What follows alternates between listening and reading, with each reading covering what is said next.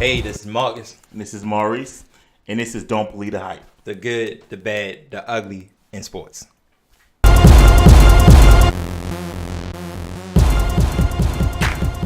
Welcome back, guys.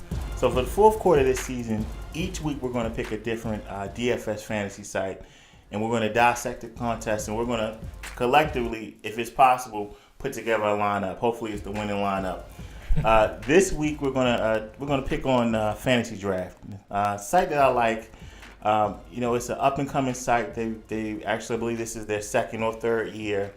Have some great contests. In particular, they run fan experience contests, and this week they have one that me and Marcus would really like to probably win. And what contest is that?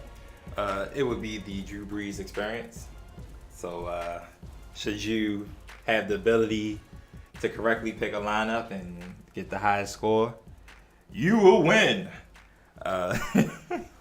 2 club level tickets to the October 16th game against Carolina.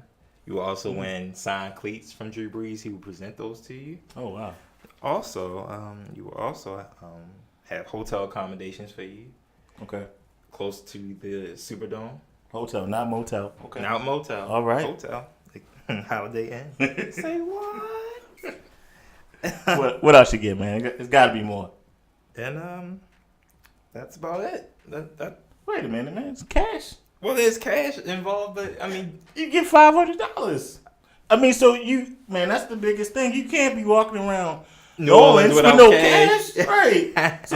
So Marcus. Let's put the bow on there. So Fantasy Draft does these contests, and this is the second one I believe they had of the season for the fans experience.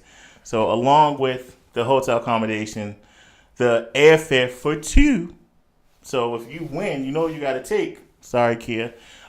And you get $500. Yeah, I mean, hey, you get $500 to walk around the city with.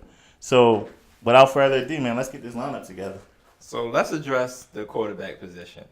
Cam. That's anything else? Cam against the Falcons. Okay, all right, okay. Let me elaborate a little more. I just thought I could just tell you what I wanted.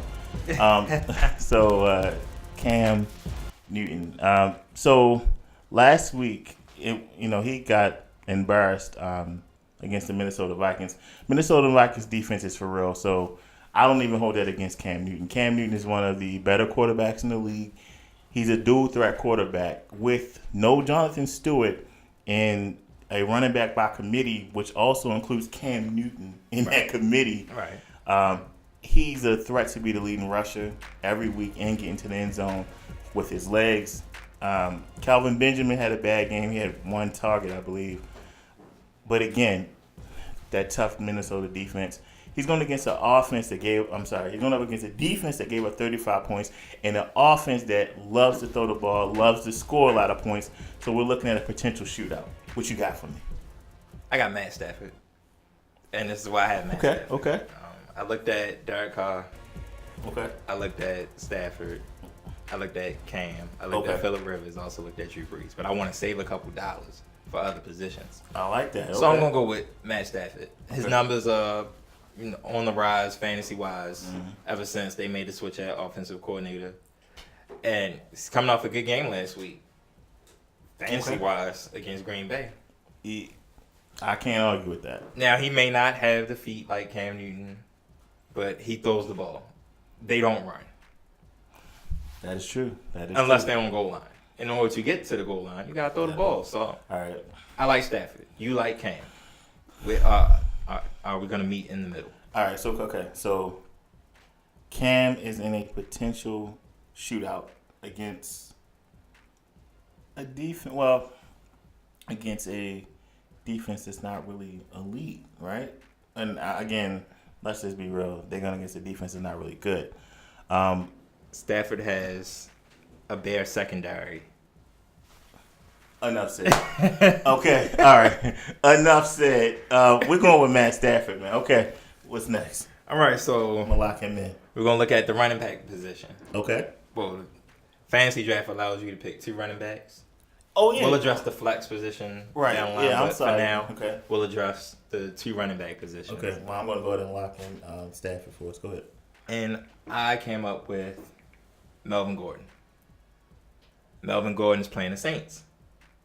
Monday Night Football, when the Saints played the Falcons, Tevin Coleman, We ain't got to see anything. Devontae We ain't got to see Freeman anything else. gashed the Saints defense. I've already put him in, man. You had me a hello. I mean, I'm putting him in right now. I mean, yeah, like you said, it gashed the defense, and Danny Wood hit is out for the year. Right, so it's all him in the backfield. Okay. Second running back position, I have Jordan Howard because I got to save some cash. They're going up against Detroit. Man, you must have knew I was gonna say him, but okay. That's good. So that's your good. cap relief right there. Yeah, Jordan Howard. Right, and also and what I'm doing, I'm not ignoring anyone. I'm actually locking in this lineup so that way I won't forget, because typically what I do is I set a lineup pretty early. As the week comes along, I start making changes, but we're going to stick with this lineup. We're going to post it as well at the end of the show, so that way you can keep up with the lineup as well. But I like those 2 guys so far. All right, so let's move on to the wide receiver position. All right, well, what we like to do is do a nice little, well, I like to do a mini stack. So whatever quarterback I pick, I like to put, Pat Pan with that wide receiver. So since Marcus made a very, very good case, eloquently presented for Matt Stafford, then we got to pair him with a wide receiver. The only wide receiver worth pairing him with is Marvin Jones, who's coming off a 205-yard explosion, and the week before that he had 100+ yards. So he's clearly taking that wide receiver one spot on that team. So I'm cool with Marvin Jones. You okay with him? I'm cool with Marvin Jones. I actually have him on my list as well. For the simple fact that he's going to do what Dez couldn't do, unfortunately, by injury, and that's destroy a suspect Bears secondary. So clearly, out there, we're picking on the Bears. We're picking on the Saints, because the next position to fill is the second wide receiver spot, and I like Travis Benjamin. Keep the party going. All right, and Travis Benjamin, let's see. Well, before we put him in, I'm just gonna look at the price. He's at $1,100 on Fantasy Draft. All right. I mean, do you think there are possibly receivers that at that price point we could possibly put in other than him? Well, if you still like the Chargers game, you could pick on Tyrell Williams. Yeah, you're right. Who's a bigger target? Bigger target, cheaper. Cheaper, and he's in that Malcolm Floyd frame. We know that Rivers loves to throw to the big targets. Malcolm Floyd, even Keenan Allen's fairly 6'2". Stevie Johnson, Mr. Jackson. But actually, I'm cool with Benjamin. We can go with Benjamin for now. All right. Well. But what about Terrell Pryor? Terrell Pryor going up against the Washington football team. I don't. Yeah, we can't say the Redskins, but yeah. Who has the ability to play quarterback and wideout, which means extra points for you out there if you decide to pick Terrell Pryor on any of your fantasy teams. And if he does decide to play a kicker, he gets those points too, right? So. Right. Or safety, he gets a pick. Yeah, he gets a pick in the pick six, Or a sneaky play. A favorite of mine, Amari Cooper. We seen what Allen Robinson did. Went for 2 scores against the Ravens, right? Given the weather conditions. I mean, hey. But given the fact that Amari Cooper has, he had a good week 1, and and this is what okay, Marcus, we gotta stop this for a second. This has to be totally unbiased. You're a Raiders fan, and you want to throw a Raider in the lineup. Come on now. So, well, you know what? Let's just ignore my fanship here. Ezekiel Elliott going up against the 49ers. We seen what Kristen Michael did. Okay. In maybe just 10 hot minutes. And with Dez Bryant getting hurt, they're gonna run the ball. Right. And you know what? I told you last week that Ezekiel Elliott. You didn't believe me. He didn't believe me. I told you Ezekiel Elliott was gonna have a good game. And he did. He had a good game. I said they're gonna give him a lot of carries. He was already averaging 20 carries a game. So should we keep it going? All right, we can put him in. All right. All right. So it's my turn? Yeah. I have two tight ends that I like. One, of course, is Zach Miller, who I'm thinking about just putting in right now.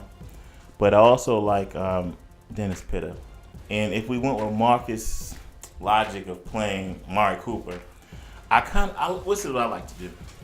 I like to have a offensive player on both sides of the ball, especially if it's going to be a potential high-scoring game, because what you're doing is you get that player on one end scoring points, bam, and then on the other end you get it. So you kind of can get a, kind of like a volleyball effect back and forth. Doesn't always work out that way, but I do like Dennis Pitta, but I think I'm going to go with Zach Miller because he is cheaper and he had a big game last week. Brian Hoare is the quarterback for the foreseeable future, a few weeks. Pretty much, yeah. Yeah, so let's go with let's go with Zach Miller. You okay with him? I actually like Jordan Reed. I think Jordan Reed's in a better spot against Cleveland. Because Cleveland's just awful. You had your pick, man. We're going with Zach Miller. Their safety is a wideout that used to play quarterback. Terrell Pryor. We're going with Zach Miller. So, you know what?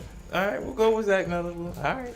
Man, I gave you Matt Stafford, man. We cool. All right, why not? It'll probably even itself out.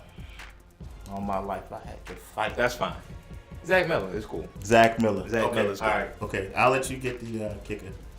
Not the kicker, defense. All right, so when I look at defense, you obviously want to find the weakest offense out there. Okay. And just pick a defense. So when I look at all of the weakest offenses out there right now, I see San Francisco. Because they just won't play Kaepernick for whatever reason. I mean, we know the reason, but, wink. But, they're content with Blaine Gabbert as their quarterback. They looked awful against the Rams. They looked awful against... No, they didn't necessarily look awful against the Rams. It was more or less the Rams was just the Rams at that point. Right. But then they came back down to earth quickly against Carolina and then Seattle last week. So I'm going to go with Dallas as my defense.